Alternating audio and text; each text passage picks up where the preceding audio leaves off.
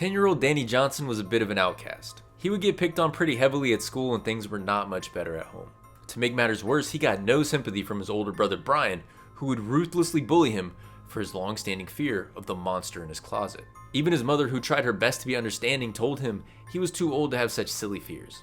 Then one day, Danny stood up to his bullies, which included his brother Brian. They just laughed and forced Danny up to his room and told him they were going to lock him in the closet with the monster. A fearful Danny said if Brian was so brave, he should go in first. Brian just laughed and went into the closet and shut the door and began mockingly crying for help. But his mocking cries quickly became real and he pleaded and begged for someone to open the door. Everyone was frozen and he screamed and screamed until one final horrifying cry, and then everything went silent.